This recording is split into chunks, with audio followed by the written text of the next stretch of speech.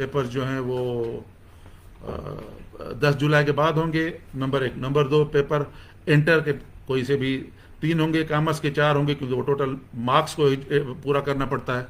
और फिर मैट्रिक के, या जिसको हम SSC कहते हैं, उसमें जो है 3-4 पेपर जो हैं वो लिए जाएंगे।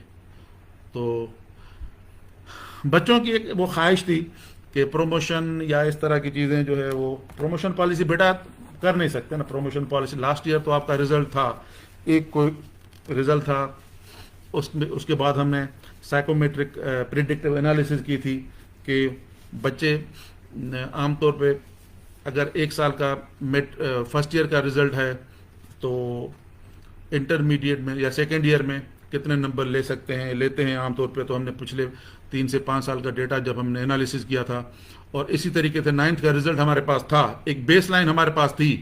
तो उसके बाद हमने जब वो एनालिसिस किया तो हमने देखा कि आमतौर पे बच्चों के इंटर फर्स्ट ईयर से इंटर में ज़्यादा नंबर आते हैं, और 9th से मैट्रिक में नंबर ज़्यादा आते हैं। अदरवाइज ये एक परसेप्शन ये थी कि शायद इसमें कम आते हों, लेकिन जब हमने एनालिसिस किया तो ये सामने आया कि नहीं, कि 2-2.5% अगर कुछ बच्चों के ज़्यादा आ रहे हैं, कुछ कम आ रहे हैं, लेकिन जाहिर है एक ब्रॉडर एस्पेक्ट में हमने बच्चों को एक बेनिफिट देना था।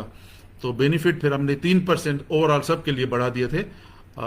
इसलिए जो है वो प्रमोशन पॉलिसी, कहने का मकसद ये है कि we had a result, we had एक बेस लाइन हमारे पास अवेलेबल थी, जिसके बेस पे हमने एक प्रमोशन पॉलिसी बनाई थी। इस वक्त हमारे पास कुछ भी नहीं है।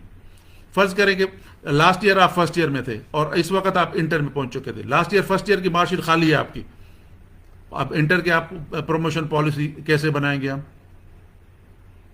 पॉसिबल ही नहीं है। तो अच्छा, दूसरी क्या है जो फॉरेन बोर्ड्स करते हैं, स्कूल असेस ग्रेड्स देते हैं, क्योंकि उनकी असेसमेंट स्कूल में होती रहती है, और इत्तेफाक से हमारे पास 9th 10th 11th 12th में वो भी नहीं होती। तो इसलिए हमारे पास कुछ भी नहीं है प्रमोशन पॉलिसी बनाने के लिए। अदरवाइज हम भी सोच रहे हैं कि ये देखें ये कितना एक रिस्क लेना है।